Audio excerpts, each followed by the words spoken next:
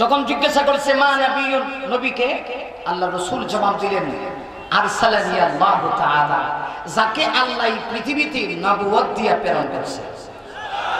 সুবহানাল্লাহ কইতেন না? আমার বাইরে এবার ওই গ্রাম্য বেদুইন, ওই রাখাল ছেলেটা আবার প্রশ্ন করে বসলো, বিআই শাইইন আরসালাকা, ও মুহাম্মদ, আল্লাহ আপনাকে কোন কারণে প্রেরণ করেছে, কি দায়িত্ব দিয়ে এই পৃথিবীতে মহান আল্লাহ আপনাকে প্রেরণ করেছে? আমার নবীজি বললেন, মহান আল্লাহ আমাকে পৃথিবীতে ঈমানের দাওয়াত দেওয়ার জন্য প্রেরণ করেছে। যে মুহূর্তে কথা বলছে, এমনিতে ওই গ্রাম্য বেদুইন, ওই রাখাল এবার আল্লাহর নবী কি আবার বলতে শুরু করলো, ইয়া রাসূলুল্লাহ, ইয়া হাবিবাল্লাহ, ওগো নবীজি, ঈমান কাকে বলা হয়? আল্লাহর নবী বলেন, ঈমান হলো লা ইলাহা ইল্লাল্লাহু ওয়া আশহাদু আন্না মুহাম্মাদান আবদুহু ওয়া রাসূলুহু। আল্লাহু আকবার। আল্লাহু আল্লাহু আল্লাহু আল্লাহ আল্লাহু আল্লাহু আল্লাহু আল্লাহ। আসসালামু আলাইকুম ওয়া রাহমাতুল্লাহি ওয়া বারাকাতুহু। ঐতিহ্যবাহী গাজীপুরের প্রাণপ্রিয় দ্বীনি শিক্ষা প্রতিষ্ঠান মাদ্রাসাতুল আবরার গাজীপুর ও হালিমাতুস সাদিয়া রাদিয়াল্লাহু আনহা মহিলা মাদ্রাসার হিফজ সমাপনকারী ছাত্রদের পাগড়ি প্রদান উপলক্ষে আয়োজিত আজকের পঞ্চম বার্ষিক ইসলামী মহাসম্মেলনের সম্মানিত পরম শ্রদ্ধাভাজন সভাপতি, একটু পরেই আজকের মাহফিলের যিনি মধ্যমণি, এদেশের 16 কোটি মানুষের ঈদের স্পন্দন, শাইখুত তাফসীর, বাংলাদেশের একজন বরেণ্য শ্রেষ্ঠতম আলেম দ্বীন আল্লামা নুরুল ইসলাম ওলিপুরি হাফিজাহুল্লাহ আপনাদের সামনে উপস্থিত হবেন। সময় খুব অল্প, ভূমিকা দেওয়ার কোনো সুযোগ নাই, হাতে মাত্র সময় 20 থেকে 25 মিনিট। হুজুর যখন আসবেন তখনই আমার বাতি নিভে যাবে, কথা ঠিক কিনা? আপনারা অনেকে আমাকে চিনেন, গাজীপুরের জন্য আমি খুব পুরান মানুষ, অনেকবারই গাজীপুরে আমি তাফসীর করেছি, বিশেষ করে জাতীয় তাফসীর একাধিকবার আমি বয়ান করেছি। সেই হিসাবে সাধারণ মানুষ কিছু কম ছিলেও ওলামা হযরত যারা আছেন, আপনারা অনেকেই হয়তো বারবার আমার কথা শুনেছেন। তো আমার আগে যারা ছিলেন তারাও মুরব্বী, আমার পরে যিনি আসবেন তিনি তো সারা বাংলাদেশের ওলামায়ে কেরামের মুরব্বী।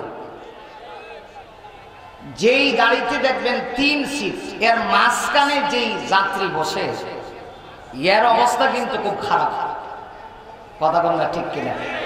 একটু কথা বলতে হবে, সময় কম তো, এই জন্য আমি কিছু কমও, আপনারাও কিছু খুব তাড়াতাড়ি ভাষার আদান প্রদান করতে হবে। সংক্ষেপে আমি আপনাদের কাছে আলোচনায় যাওয়ার আগে 2টা আবদার রাখতে চাই। অবশ্যই আপনারা আমার কথাগুলি বুঝতেছেন নাকি সমস্যা হচ্ছে? একটু আওয়াজ করে বলেন, সবাই একটু আওয়াজ দিয়ে বলেন সমস্যা হচ্ছে কি? মাইকটাও খুব চমৎকার, ভিতরে মনিটরের চাউন্ডটা একটু বাড়াবো, কারণ আমি ছোট মানুষ, মাইকের কাছে আমার যেতে হয়, একটু মনিটরের চাউন্ডটা বাড়ায় দেবে। আমার ভাইরা, যদি আপনারা আমার কথা বুঝে থাকেন, 2টো আবদার আপনাদের কাছে। 1 নাম্বার, যতক্ষণ পর্যন্ত কথা বলবো একটু হা না বলতে হবে।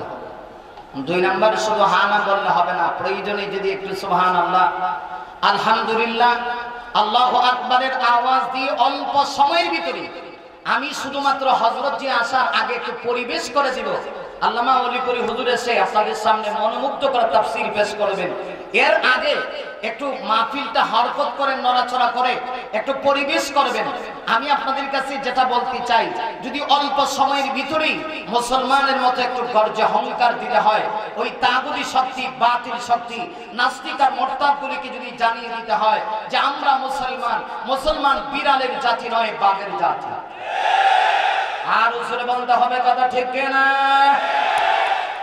মুসলমান বিড়ালের জাতি নয়, বাঘের জাতি।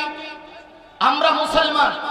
মুসলমান একমাত্র আল্লাহকে ভয় করে, এছাড়া কোনো তাগুতি শক্তি, বাতিল শক্তিকে মুসলমান ভয় করে না। বরং আমরা ক্লিয়ার বলে দিতে চাই, আমরা মুসলমান। এদিকে যতদিন পর্যন্ত প্রাণ থাকবে ততদিন পর্যন্ত আমরা কোরআনের গান গাইবই, ততদিন পর্যন্ত আমরা কোরআনের কথা বলবই, ততদিন পর্যন্ত আমরা ইসলামের কথা বলবই। কথা ঠিক না?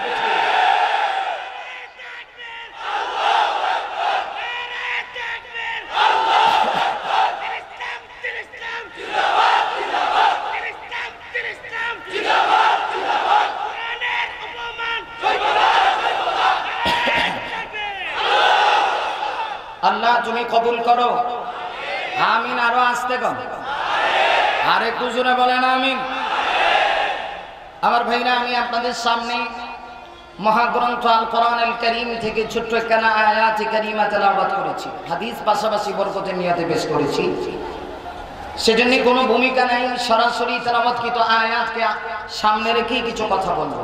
আমি আগেই বলেছি, এ মাহফিলে আমি তাফসীর করার যোগ্যতা আমার নাই। যিনি আসতেছেন আল্লামা ওলিপুরি হুজুর, তিনি তাফসীর করবেন। আমি শুধু একটু সময় আপনাদেরকে নিয়ে মুযাকারা করব ইনশাআল্লাহ। আসুন, যে আয়াত কারিমা থেকে তেলাওয়াত করেছি সে আয়াতের ভিতরে আল্লাহ রাব্বুল আলামিন বলেন, মান আমিলা সালিহান মিন যাকারিন আও উনসা ওয়া হুয়া মুমিনুন فلنحيينه حياة طيبة ولنجزينهم أجرهم بأحسن ما كانوا يعملون।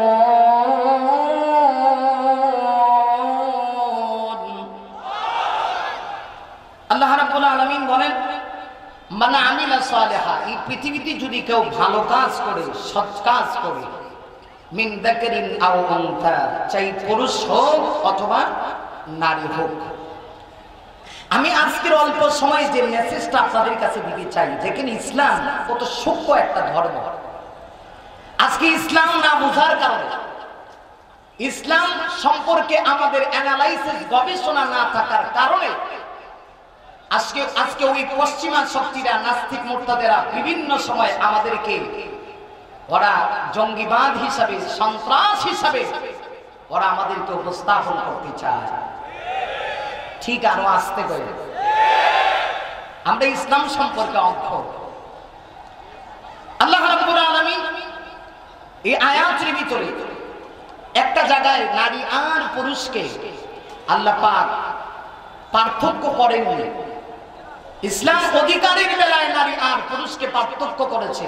ইসলাম নারী আর পুরুষকে সমান দেয় নাই, কারণ নারীকে সমান দিলে নারী ঠকবে। বরং অনেক ক্ষেত্রে ইসলাম পুরুষের চাইতে নারীর অধিকার বেশি দিয়েছে। কথা ঠিক?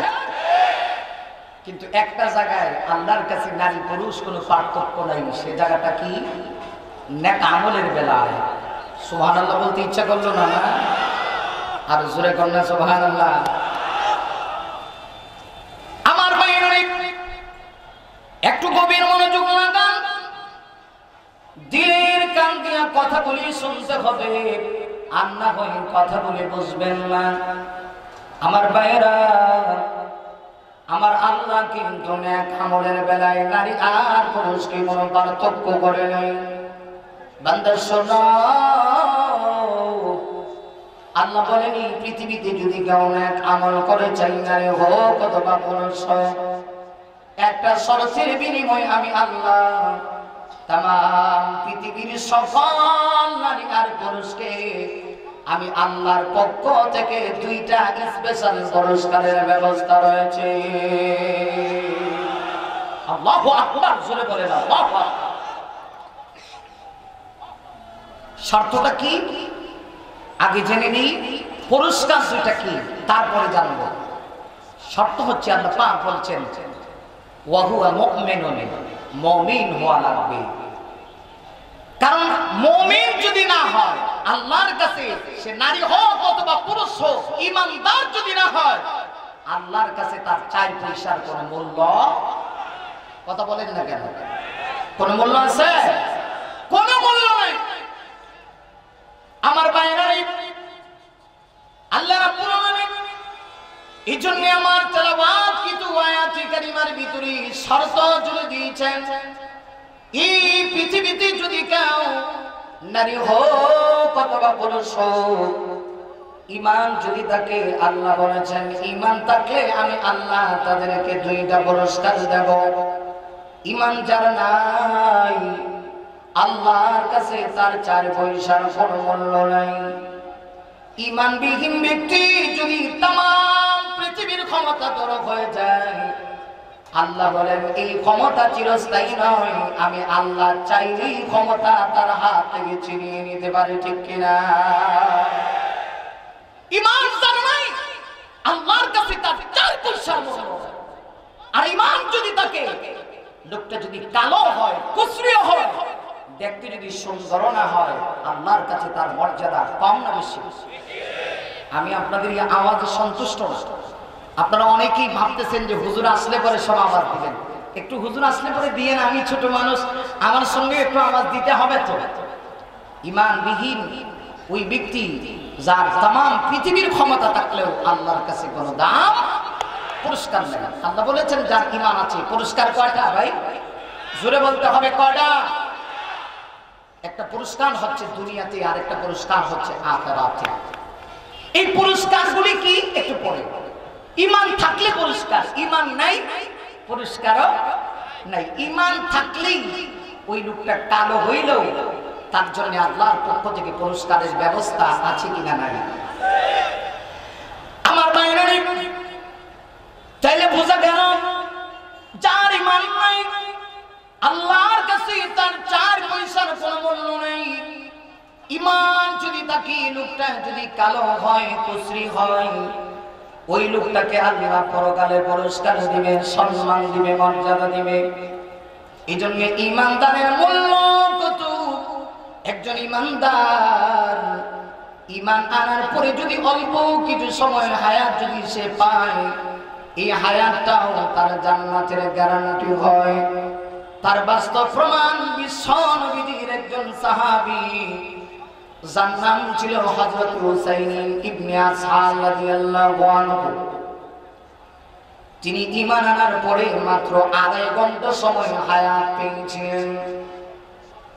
ওই সাহাবী ইতিহাসটা এমন ছিল, হুসাইন ইবনে আসহাল তিনি খুব কালো ছিলেন, নিগ্র ছিলেন, চেহারাটা ভালো ছিল না। এত চমৎকার তার চেহারাও ছিল না, সুদর্শন চেহারা ছিল না। এত কালো ছিলেন, একদম নাইজেরিয়ান লোকের মতো কালো চেহারা। শুধু কালো তা না, তার হাতের তালুটা পর্যন্ত কালো ছিল। ওই সাহাবী ঈমান আনার পরে মাত্র 2.5 ঘন্টা সময় পেয়েছিলেন। লোকটা আবার ইহুদি একজন বড় ধনী লোকের খাদেম গোলাম ছিল, কিন্তু ঈমান আনার পরে মাত্র 2.5 ঘন্টা সময়ে তিনি এমন কাজ করেছেন, বিশ্ব নবীর কাছ থেকে তিনি জান্নাতের গ্যারান্টি নিয়ে, সংবাদ নিয়ে হুসাইন ইবনে আসহাল দুনিয়া থেকে বিদায় নিয়ে গিয়েছে। খুব কালো ছিলেন ওই সাহাবী হুসাইন ইবনে আসহাল। ইহুদির খাদেম ছিলেন, গোলাম ছিলেন, ছাগলের রাখাল ছিলেন। বিশ্বনবীজি যখন উহুদ যুদ্ধের সময় উহুদের প্রান্তরে অবস্থান করতেছিলেন, তখন সেই হুসাইন ইবনে আসহাল তখনও তিনি মুসলমান হন নাই, মুসলিম হন নাই, কিন্তু অন্তরের ভিতরে ঈমানের একটা ভালোবাসা, ঈমানের প্রতি একটা জজবা তৈরি হয়ে গেছে। নবীর আশক, প্রেম তার অন্তরের ভিতরে জেগে উঠছে। আমাদের দেশে দেখেন না একদল নবীর আশক, রবিউল আউয়াল মাস আসলে পরে জিলাপি খাইবার লাগে পাগল হয়ে যায়। আরো আসতে পারে, আরো জোরে কর, সময় কম, সব কথা বলা যাবে না। অল্প সময়ে যে কথাটা আপনাদের সামনে উপস্থাপন করতে চাই, ওই সাহাবী হুসাইন ইবনে আসহাল তখনও তিনি মুসলমান না। রাসূল উহুদের প্রান্তরে এসেছেন, জিহাদের ময়দানে এসেছেন। সে খবর পেয়েছে আল্লাহ রাসূল জিহাদের ময়দানে অবস্থান করতে আছেন। সে ওহুদের প্রান্তরের পাশেই ইহুদির ছাগলের রাখালগিরি করত, কিন্তু তার ভিতরে নবী প্রেম, আশকে রাসূল, রাসূলের ভালোবাসা, হব্বে রাসূল তার অন্তরের ভিতরে জেগে উঠল। মনটা খুব ফ্রেশ ছিল। গরিব হইলে কি হবে, রাখাল হলে কি হবে, অন্তরটা পরিষ্কার ছিল, আত্মশুদ্ধিওয়ালা অন্তর ছিল। মনে জেগে উঠছে বিশ্বনবীর সাক্ষাৎ আমাকে করতেই হবে, নবীর মোলাকাতে আমাকে যেতেই হবে। তাই সে যখন খবর পাইল আল্লাহর রাসূল উহুদের ময়দানে অবস্থান করছেন, লোকটার সাথে সাথে উহুদের ময়দানে প্রবেশ করছে। প্রবেশ করে সাহাবীদেরকে জিজ্ঞাসা করতেছে, হে নবীর সাহাবীরা, শুনেছি বিশ্বনবীজি উহুদের ময়দানে এসেছেন, নবীজি কোথায়, আমাকে কি একটু বলবা? এক সাহাবী বললেন, ওই যে একটা তাঁবু দেখা যায়, খেজুরের ডাল আর পাতা দিয়ে যে তাঁবুটা বানানো হয়েছে, ওই তাঁবুর ভিতরে গেলেই নবীকে দেখতে পাবা, নবীর সাক্ষাৎ পাবা। সুবহানাল্লাহ। এই বছর অনেক দরকার নাই। একটা রাখাল চলে যাচ্ছে পৃথিবীর শ্রেষ্ঠ মহামানবের সাক্ষাৎকারে, সেখানে কোনো পিএস আছে? আরে কথা মনে হয় আপনারা বুঝেন না নাকি? কোনো পিএস আছে? আর আমাদের দেশে যদি একটু কিচ্ছু হয় তাহলে চিনস আমি জেনতেন হ্যান মানুষ। কথা বল না কেন? ঠিক না বেঠি? খাওয়ারই আলাদা, ভাবে আলাদা, মানে যা ইচ্ছা তা করতে চায়। কিন্তু মনে রাখা দরকার, তোমার এই শক্তি, তোমার এই বাহাদুরি, তোমার এই ক্ষমতা বেশি দিন থাকবে না। যদি তোমার এই শক্তি আল্লাহর কোরআনের কাছে ব্যবহার করতে পারো, আল্লাহ তোমার সম্মান বাড়া দিবে। আল্লাহ যদি তোমার এই শক্তি কোরআনের কাছে অপব্যবহার হয়ে যায়, কোরআনের বিরুদ্ধে চলে যায়, এমন হতে পারে, এমন গজব আসবে যে গজবে তুমি ধ্বংস হয়ে যাবে। কথা বলতে আমার পরের বাইরে একটা ছাগলের রাখাল চিন্তা করছেন, চিন্তা করছেন আপনি পৃথিবীর শ্রেষ্ঠ মহামানবের সাক্ষাৎ পেতে চায়। সাহাবীরা কয়, ওই যে তাঁবু দেখা যায়, ওই তাঁবুর ভিতরেই তিনি বসে আছেন। কত কত সোজা সাজা জীবন আল্লাহর রাসূল জীবন যাপন করছে, চিন্তা করতে পারে। ঠিক আছে, সে গেল তাঁবুর কাছে, গেল গিয়া দেখি বিশ্বনবীজি তাঁবুর ভিতরে আল্লাহর হাবিব নামাজরত অবস্থায় আছে। আর আসতে কোন সুবহানাল্লাহ।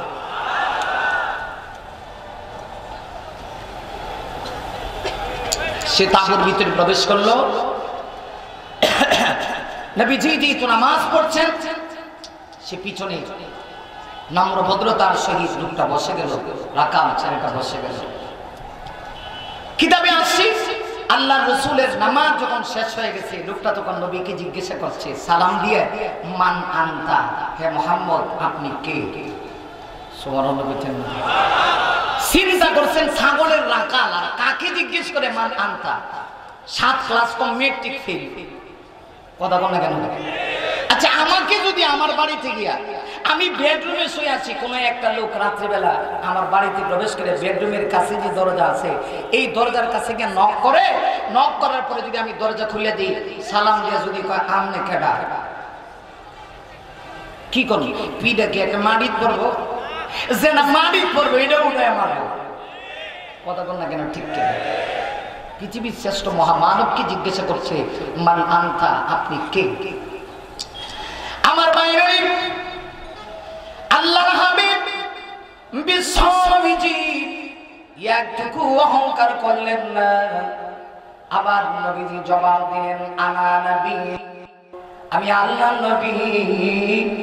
লোকটা তখন আবার প্রশ্ন করে, মা নবী, নবীকে? সুবহানাল্লাহ। রাসূলকে জিজ্ঞাসা করে মান আনতা, হে মুহাম্মদ আপনি কে? রাসূল বলেন আনা নবী, আমি আল্লাহর নবী। লোকটা আবার প্রতি উত্তরে জিজ্ঞাসা করে মা নবী, নবী কে? চিন্তা করছে একটা গ্রাম্য বেদুইন রাখাল একটা ছেলে আল্লাহর রাসূলকে এইভাবে প্রশ্ন করছে। নবীজি একটুকু বিরক্ত হচ্ছেন। আমাদের দেশে এমন পীরও আছে নামাজে একত্রের খবর নাই, যদি জিজ্ঞাসা করেন পীর বাবা আপনি কেডা, তাহলে দেখবেন আগে পিছে 3.5 হাত লকব লাগায় নামটা বেশ করে। কথা বল না কেন? হুজুর চলে আসবে, সময় কম, নাহলে অনেক কিছু বলার ছিল, সব কথা বলা যাবে না। মূল কথাটা বলতে চাই, হুজুর আসলেই তো আমার কারবার শেষ। ঠিক না বেঠিক? রাসূল বলেন, যখন জিজ্ঞাসা করেছে মা নবী, নবীকে, আল্লাহ রাসূল জবাব দিলেন, আরসালানি আল্লাহু তাআলা যাকে আল্লাহ পৃথিবীতে নবুয়ত দিয়ে প্রেরণ করছে। সুবহানাল্লাহ কইতেন না? আমার বাইরে এবার গ্রাম্য বিদুইন ওই রাখাল ছেলেটা আবার প্রশ্ন করে বসলো, বিআই শাইইন আরসালাকা, ও মুহাম্মদ, আল্লাহ আপনাকে কোন কারণে প্রেরণ করেছে, কি দায়িত্ব দিয়ে এই পৃথিবীতে মহান আল্লাহ আপনাকে প্রেরণ করেছে? আবার নবীজি বললেন, মহান আল্লাহ আমাকে পৃথিবীতে ঈমানের দাওয়াত দেওয়ার জন্য প্রেরণ করেছে। যে মুহূর্তে কথা বলছে এমনিতে ওই গ্রাম্য বেদুইন ওই রাখাল এবার আল্লাহর নবী কি আবার বলতে শুরু করলো, ইয়া রাসূলুল্লাহ, ইয়া হাবিবাল্লাহ, ওগো নবীজি, ঈমান কাকে বলা হয়? আল্লাহর নবী বলেন, ঈমান হলো লা ইলাহা ইল্লাল্লাহু ওয়া আশহাদু আন্না মুহাম্মাদান আবদুহু ওয়া রাসূলুহু। আল্লাহু আকবার। রাসূল বলেন, ঈমান হচ্ছে এই কথা বিশ্বাস করা আল্লাহ ছাড়া কোনো মাবুদ নাই, মুহাম্মদ সাল্লাল্লাহু আলাইহি ওয়াসাল্লাম আল্লাহর বান্দা এবং রাসূল। কথাটা বুঝেন কিন্তু এটার প্রতি ঈমান, এটার প্রতি বিশ্বাস করার নাম ঈমান। আচ্ছা, এবার বলতেছে, আচ্ছা আমি যদি ঈমান আনি, মনে করেন আমি যদি ঈমান আনি, ঈমান আনার পরে এবার রাখাল ছেলেটা বলছে যে, ইয়া রাসূলুল্লাহ, ঈমান আনার পরে আমার পজিশন কি হবে? আমি কি মেম্বার না চেয়ারম্যান নাকি এমপি না মন্ত্রী? সুবহানাল্লাহ, এই বছর কয় নাকি আরো জোরে কর না সুবহানাল্লাহ। চিন্তা করছেন কি কয়? কি ঈমান আনলাম, হে মুহাম্মদ সাল্লাল্লাহু আলাইহি ওয়াসাল্লাম, বুঝলাম আল্লাহ আপনাকে নবুয়ত দিয়ে পৃথিবীতে প্রেরণ করছে, আপনি ঈমানের দাওয়াত দেওয়ার জন্য এসেছেন। ঠিক আছে, ঈমান আনলাম। ঈমান আনার পরে আমার পজিশনটা কি হবে? আমি কি মেম্বার হব না চেয়ারম্যান হব নাকি এমপি হব নাকি মন্ত্রী হব? আমার বাইরে আল্লাহর হাবিব তখন ওই লোকটাকে জবাব দিয়ে বললেন, শোনো, তুমি যদি ঈমান আনো তোমার পজিশন হবে আমার সাহাবী আবু বকর ওসমান, আবু বকর ওমর ওসমান আলী ঈমান আনার পরে সেই পজিশন আমি বিশ্বনবী বললাম, ঈমান আনার পরে তোমার ঠিক সেই পজিশন, ঈমান আনার পরে পদের যে মর্যাদা তোমারও সেই পরিমাণ মর্যাদা। লোকটা বলে, ইয়া রাসূলুল্লাহ, তাহলে আমাকে কালিমা পড়ান, আমি এই মুহূর্তে কালিমা পড়ে মুসলমান হয়ে যেতে চাই। এবার খেয়াল করেন, এখন লোকটা বলতে চাই, যারা বলেন ইসলাম সন্ত্রাসী ধর্ম, মানবতার ধর্ম নয়, আমি ওদের গালে চপেটাঘাত করে একটা জবাব দিতে চাই। দেখেন আমার রাসূল কেমন রাসূল। এবার সেই ইহুদি লোকটা বলল, ইয়া রাসূলুল্লাহ, তাইলে তো আমি ইসলাম গ্রহণ করেছি, এবার আমার পজিশন আবু বকর ওসমান আলীর মতো পজিশন। এবার আমি আপনাকে একটা অফার করতে চাই, আমি আপনাকে একটা চান্স দিতে চাই, আমি আপনার জন্য একটা বিশেষ ব্যবস্থা করেছি। সেটা হচ্ছে, আমি তো এক ইহুদির গোলাম ছিলাম, তার 250 ছাগলের দায়িত্ব আমার উপরে ছিল। আমি যেহেতু মুসলমান হয়ে গিয়েছি, এখন তো অত কোনো ধর্মকর্ম নাই, একটা কাজ করি, ওই 250 ছাগলের বাচ্চা এনে সবে করে আপনি আর আমি আর সাহাবীরা মিলে খাই। সুবহানাল্লাহ কইতেন না? আমরা যদি হইতাম তাহলে কইতাম তাড়াতাড়ি আন, কথা কয় না আর জোরে কর না। দেখেন ইসলাম কেমন ধর্ম, শিক্ষা নেন।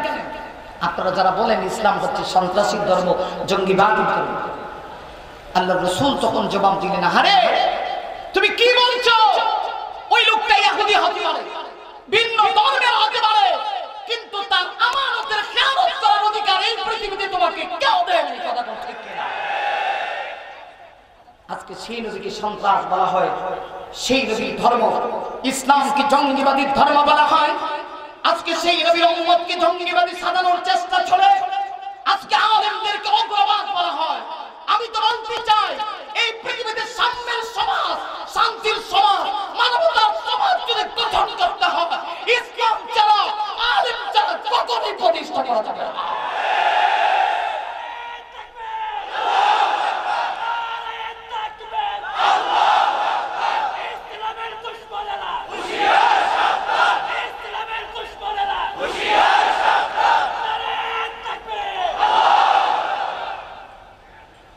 শিখেন, ইসলাম সম্পর্কে আগে জানেন, তারপরে সমালোচনা করেন।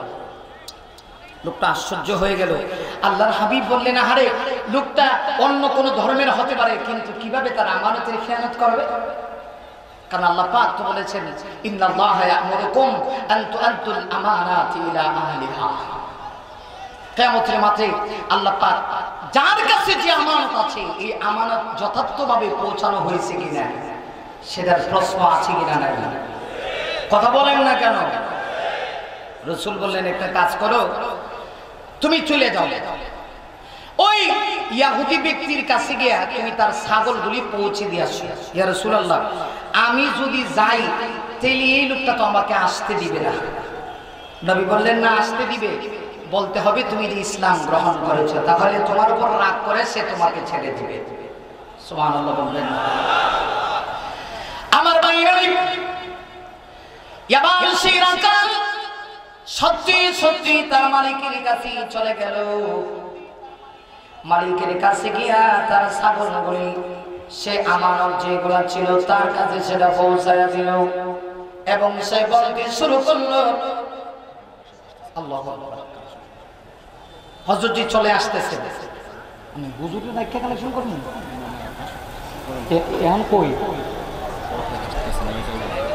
ও আচ্ছা, চলে যাক। আমি আগে বলেছি, যেহেতু হযরত চলে আসবেন, এখন আর কোনো কথা বলার কোনো চান্স নেই। বলা হয়েছে এখনই অন্য যে আবদার, এটা আপনাদের সামনে উপস্থাপন করতে। ঠিক 9টায় নাকি চলেই আসছে।